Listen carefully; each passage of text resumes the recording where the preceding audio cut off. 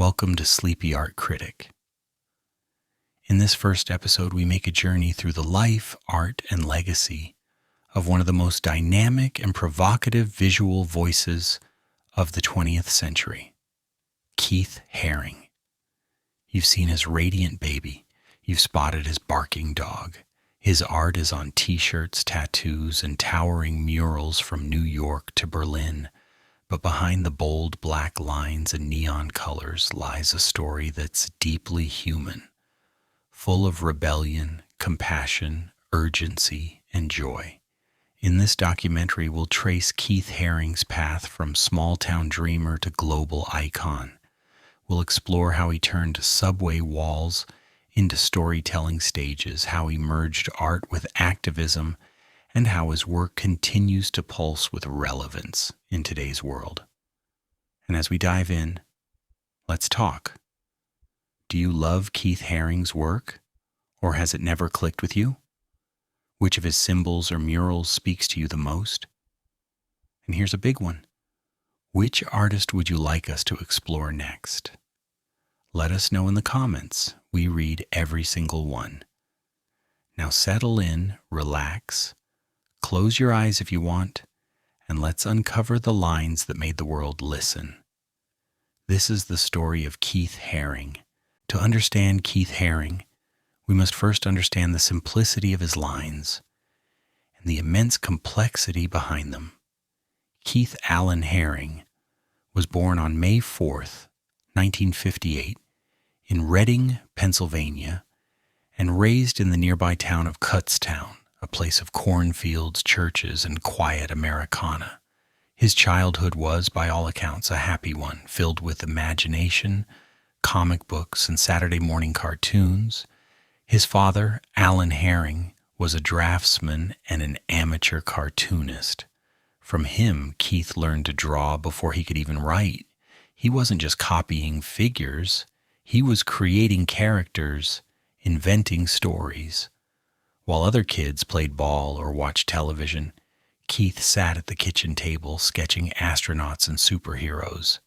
His influences were playful: Walt Disney's clean line animation, Charles Schulz's Peanuts, and the endlessly looping limbs of Dr. Seuss illustrations.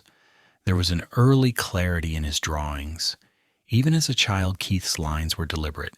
No shading, no ambiguity, just gesture, energy, and narrative in the purest form. He wasn't interested in realism, he wanted impact. But even as he grew older, Haring's interests evolved beyond cartooning. In high school, he started reading about Eastern philosophy, listening to the Grateful Dead, and exploring alternative ways of living. He hitchhiked across the country in 1976, absorbing different subcultures, from San Francisco's free-spirited street art to the punk scene of New York. After a brief stint studying commercial art at Pittsburgh's Ivy School of Professional Art, Haring realized he was chasing a career he didn't want. He dropped out. Graphic design, advertising, marketing, it all felt too corporate, too sterile. He wanted to make art that mattered, art that wasn't locked away in galleries but alive on the streets. In 1978, Keith packed up his sketchbooks and moved to New York City. It was a move that would change everything. New York in the late 1970s was electric, dangerous, decaying, and yet deeply alive. The subways were filled with graffiti. The nightlife throbbed with punk, disco, and hip-hop. The East Village was a magnet for artists, radicals, musicians, and misfits. Keith enrolled at the School of Visual Arts, but his education extended far beyond the classroom. He encountered artists like Jean-Michel Basquiat, Kenny Scharf, and the ever-present specter of Andy Warhol, whose embrace of mass culture fascinated Keith. He was equally intrigued by semiotics, performance art, and video work. He began experimenting, drawing on found paper, making collages, creating video collabs with fellow students. He painted words on walls, put cryptic messages in elevators, and staged impromptu performances. During this time, Keith began to think of art not just as a product, but as an experience, a dialogue. He saw the city as a canvas, and art as a language that could bypass the elitism of the art world and speak directly to people. What would follow next was a new visual vocabulary and an entirely new way to think about art in public space. It started with a blank space. In 1980, Keith Haring noticed that old advertisements in the subway were often replaced with matte black paper panels. These blank spaces called to him like unplayed instruments. They weren't illegal exactly, they weren't sacred, they were available, so he began carrying chalk, white, dusty, impermanent, and every day, often dozens of times, Keith would fill those spaces. One by one, he'd kneel, draw rapidly, always standing back to check the composition, then move on. To many it looked like performance art, a young man in a hoodie drawing radiant babies, dancing dogs, and figures in motion, often in full view of a morning crowd. He could complete one of his drawings in under 2 minutes, but its impact could last for weeks, until another ad came or it was scrubbed off. Haring created over 5,000 subway drawings between 1980 and 1985. Each was unique, yet each was unmistakably his. Some days he was stopped, detained, ticketed for vandalism. He carried a sketchbook to show the police. "I'm an artist," he'd explain. Sometimes it worked, sometimes it didn't. But Keith saw these encounters as part of the process. Art was not only creation, it was confrontation. It was public and personal. It was ephemeral and omnipresent. And above all, it was accessible. That was the revolutionary part. In a city where galleries were often exclusionary, where museums were intimidating or expensive, Haring democratized art. You didn't need a ticket, you didn't need a degree, you just had to open your eyes. Critics and commuters alike began to take notice. His characters were playful, but they weren't empty. They danced, but they also exploded. They loved, but also mourned.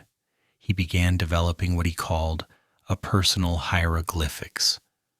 Barking dogs represented authority, crawling babies symbolized innocence and potential, radiating lines expressed movement, energy, and transformation. He refused to assign fixed meanings. He wanted the audience to create their own interpretations. But the symbols were consistent enough to create a lexicon. His work was simultaneously ancient and futuristic, echoing Egyptian glyphs, Mayan murals, and science fiction at once. And yet there was a deeper layer. Underneath the kinetic joy was a subtle, and sometimes not so subtle, critique of society. Haring tackled issues like technology, religion, capitalism, and surveillance. His television head figures, people with screens for brains, mocked mass media's grip on identity. Others depicted fear, repression, nuclear annihilation, or ecological destruction. He was in many ways a prophet in chalk, scribbling warnings and hopes on the steel bones of a fractured metropolis. By 1981, galleries took notice.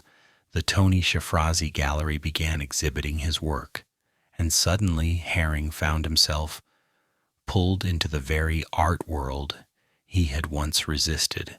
But he didn't abandon the streets. If anything, he expanded outward, bringing his subway spontaneity into gallery spaces, nightclubs, public parks, and even corporate commissions. Still, to many, the subway drawings remained his purest work. They were fast, raw, undeniably democratic. They weren't just drawings. They were interventions, interrupting the city's usual rhythm with a burst of curiosity. People began to wait for them, to follow his work like a serial story, unfolding in chalk from station to station. And perhaps that's why they endure. Because in the dirtiest corners of New York, amid roaring trains and flickering lights, Keith Haring offered a quiet invitation to look, to feel, to connect, to see art not as something hung on a wall, but as something that lives among us. As the 1980s surged forward, Keith Haring's art moved beyond the subways, beyond black paper panels and white chalk. It broke through the threshold of galleries and surged into the heart of pop culture. In 1982, he had his first solo show at the Tony Shafrazi Gallery in Soho. The response was electric. Collectors clamored for his work. Critics puzzled over it. Young people were drawn to the raw energy while art institutions struggled to categorize it. Was it graffiti, street art, pop, symbolism, or something entirely new? What Keith was building wasn't a style, it was a vocabulary. And more than that, it was a brand of visual communication. He honed an instantly recognizable universe, figures without faces but brimming with emotion, babies radiating light, flying saucers abducting humans, snakes morphing into men, pyramids with all-seeing eyes. The brilliance of Haring's imagery was its accessibility. You didn't need a degree in art history to get his work. It was for everyone, children and adults, New Yorkers and Parisians, club kids and academics. His lines transcended language. They tapped into something more primal, like ancient cave paintings or hieroglyphics, updated for the MTV generation. But with recognition came critique. Some art critics dismissed his work as simplistic, even juvenile. Others argued that his increasing visibility and commercial projects diluted his artistic integrity. Keith pushed back, not with words, but with action. In 1986, he opened The Pop Shop, a small store in Soho designed by his friend and collaborator Kenny Scharf. Inside you could find t-shirts, buttons, posters, stickers, watches, all adorned with Haring's artwork. To many in the fine art world, it was heresy, commercialism, a sellout. But for Haring, it was a revolution. He once said, "The pop shop makes my work accessible. It lets people who can't afford a $10,000 painting buy a piece of me for $5. The pop shop was, in essence, a democratization project, a rejection of elitism, a statement that art wasn't just for the walls of collectors, but for the streets, for the people, for the everyday. Andy Warhol, a mentor and friend, understood and applauded the move. Warhol had done the same with Campbell's soup cans and Brillo boxes. Haring simply updated the formula with his own symbology and sense of activism. That same year, Keith painted a massive mural on the wall of a children's hospital in Paris, then another in Pisa, Italy, and yet another in Tokyo. He traveled constantly, always seeking public walls, eager to paint in neighborhoods overlooked by the art establishment. Each project built his legend further. His figures started appearing in Sesame Street in ad campaigns, on the sides of buildings and in music videos. And while his style remained consistent, thick black outlines, flat colors, hyper-simplified anatomy, his themes grew more layered. His art was becoming a mirror of the world's anxieties, the rise of nuclear fear, the chaos of mass media, the growing epidemic of drug abuse, and the storm cloud gathering over queer life in New York. The AIDS crisis. Haring wasn't content to simply observe these changes. He would respond with increasing urgency. Keith Haring's art was always public, but by the mid-1980s it also became political. The world around him was shifting. The same city that had once embraced sexual liberation was now consumed by fear. AIDS, still mysterious and misunderstood, was killing thousands of gay men in New York alone, and the government remained largely silent. Keith, himself openly gay, felt the sting of that silence deeply. Rather than retreating into abstraction or safety, he charged straight into the fire, using his art as a weapon against stigma, censorship, and apathy. In 1986, he painted one of his most controversial and enduring works, Crack is Whack. It appeared on a handball court in East Harlem, an area ravaged by the crack epidemic. The piece was unsanctioned, bold, and impossible to ignore. Bright orange and black, filled with skeletons, screaming heads, and messages of despair. The city quickly removed it, but the community demanded its return. The mural reappeared, this time officially sanctioned, standing to this day as a testament to Haring's commitment to public messaging. His activism didn't end there. He created posters for ACT UP, AIDS Coalition to Unleash Power, murals about apartheid in South Africa, and designs for the First World AIDS Day. He designed ads promoting safe sex and educational materials for youth. He donated art to dozens of nonprofits, anything that aligned with his core values of justice, equality, and compassion. Haring believed that art should not be neutral, that an artist could and should speak out against oppression. He once wrote in his journal, "An artist is a spokesman for a society. Every artist has a responsibility to reflect their time." But he didn't just reflect. He provoked. In his 1988 painting, Silence Equals Death, a pink triangle sits atop a field of swirling figures, some covering their ears, eyes, or mouths. It's a powerful reinterpretation of the old adage, see no evil, hear no evil, speak no evil, flipped into a message about complicity and silence in the face of AIDS. That same year he created Ignorance, Check, or Fear, with the now famous dancing figures gagged and bound by tape.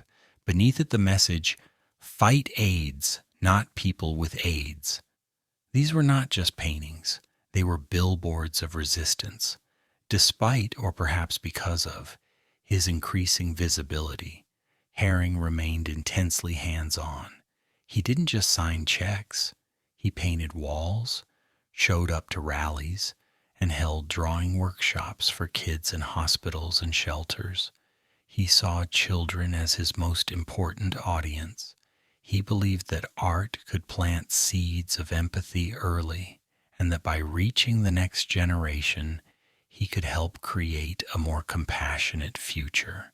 His murals for schools, often painted in collaboration with students, were vibrant, joyful, and empowering. They contained no hidden meaning. They shouted, "You belong here. You are radiant. You are powerful." And that belief that art could heal, uplift, and unify became the cornerstone of his legacy. As the AIDS crisis deepened and as Keith's own health began to deteriorate, his work took on new urgency. But it never lost hope, not even when the clock started ticking louder. Keith Haring's lines didn't stop at the edges of Manhattan.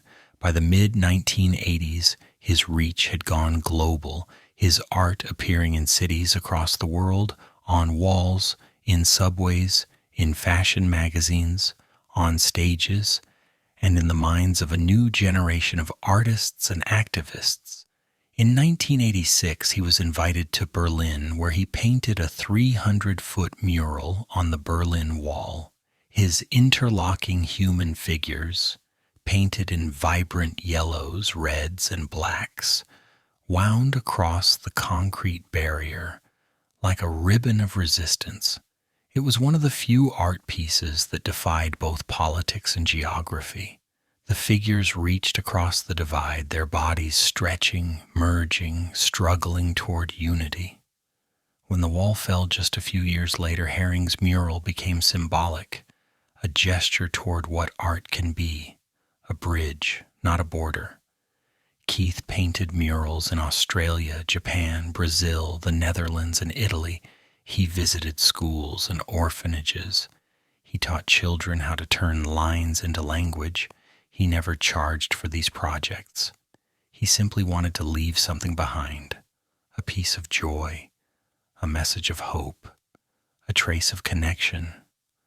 He collaborated with a wide array of artists and pop icons. He painted directly on singer Grace Jones's body for performances. He designed stage sets for ballets and operas in Europe. He created cover art for albums, including for David Bowie and Run DMC. And he even appeared on MTV talking about art with the same clarity he brought to his murals. He designed jackets for Madonna, posters for UNICEF, murals in hospitals, invitations for benefit galas. There seemed no place too small or too large for his vision. Some critics claimed he had overextended himself, become too commercial, too omnipresent. But Keith rejected the idea that art should be scarce. He believed in art as currency for the people, and the more places it reached, the more valuable it became. Not in price, but in purpose. He was becoming something rare, an artist beloved by both the avant-garde and the everyday public, a name known on the streets and in salons. And yet, all the while, he was running against time. In 1988, Keith Haring received the diagnosis he had feared, HIV positive. At just 30 years old, he knew what that meant. He had seen it happen to friends, lovers, colleagues. AIDS wasn't just a disease, it was a reckoning, a sentence, and for many, a slow disappearance. But Keith refused to disappear. Instead, he accelerated. He began painting faster, larger, with more intensity. His colors deepened, his lines twisted tighter, his themes became darker, bodies decaying, figures entangled in struggle, a sense of time unraveling. But even in these works, there was always movement, always energy. In 1989, he created the Keith Haring Foundation, a non-profit dedicated to supporting AIDS research, children's programs, and public art education.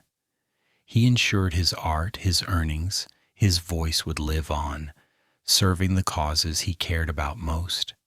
His final major work, The Life of Christ, was a series of bronze altarpieces etched with his signature figures, Christ surrounded by angels, mourners, martyrs. It was a departure from the chalk and canvas, but no less Haring. When asked about death in an interview during this time, he said, "I am not afraid. I've accepted it. And now I just want to leave something that helps people." He was never shy about mortality, but he was also never defined by it. Even as his body weakened, he kept creating, teaching, sharing. On February 16, 1990, Keith Haring died of AIDS-related complications.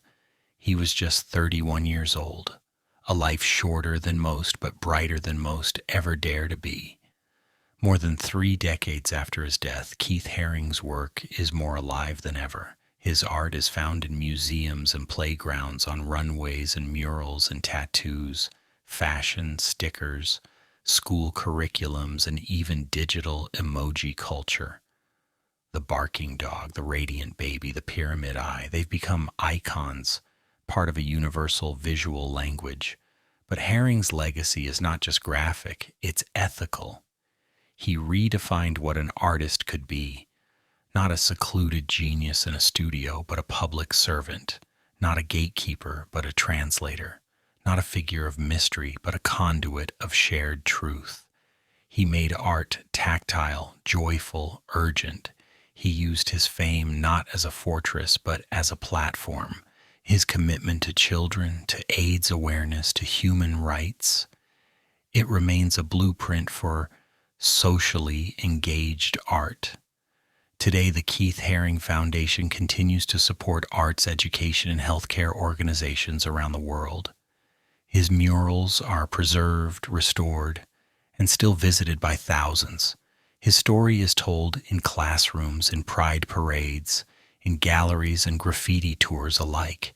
He is a queer icon, a street art pioneer, a pop visionary, a bridge between cultures, classes, and generations. And perhaps most importantly, he reminds us of something simple and easy to forget. That art is not a luxury. It is a necessity. It is how we speak when words fail, how we dance when the world feels heavy, how we protest, how we pray, how we live. Keith Haring once said, "Art should be something that liberates your soul, provokes the imagination, and encourages people to go further." That is exactly what his art continues to do. So when you see those radiant lines, remember, they are not relics. They are messages, still glowing, still moving, still calling us to look closer, love louder, and never stop drawing.